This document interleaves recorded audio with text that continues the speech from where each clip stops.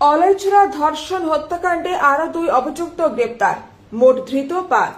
72 ঘন্টার মধ্যেই রহস্য ভেদে হাইলাকান্দি পুলিশের সাফল্য। হাইলাকান্দি জেলার কাটলিছড়া থানার অন্তর্গত অলয়ছড়া গ্রামে নবম শ্রেণীর এক কিশোরীকে ধর্ষণ ও নৃশংস হত্যার বহুল আলোচিত ঘটনায় আরও 2 প্রাপ্তবয়স্ক অভিযুক্তকে গ্রেপ্তার করেছে হাইলাকান্দি পুলিশ। ধৃতরা হল ধীরাজ দাস এবং মনোজ দাস। ধীরাজ দাসকে শিলচর থেকে এবং মনোজ দাসকে মঙ্গলবার গভীর রাতে কাটলিছড়া এলাকা থেকে গ্রেপ্তার করা হয়। এর আগে এই ঘটনায় 2 প্রাপ্তবয়স্ক অভিযুক্ত জয়দীপ রি ও অপুমালাকার সহ এক নাবালককে আটক করেছিল পুলিশ। নতুন করে 2 অভিযুক্ত গ্রেপ্তার হওয়ায় এই মামলায় মোট গ্রেপ্তার বা আটক হওয়া ব্যক্তির সংখ্যা দাঁড়িয়েছে 5, যার মধ্যে একজন নাবালক। পুলিশ সূত্রে জানা গেছে, জেলা পুলিশ সুপার অমিতাভ সিনহার নেতৃত্বে গঠিত বিশেষ তদন্তকারী দল এসআইটি ঘটনার মাত্র 72 ঘন্টার মধ্যে তদন্তে গুরুত্বপূর্ণ সাফল্য অর্জন করেছে।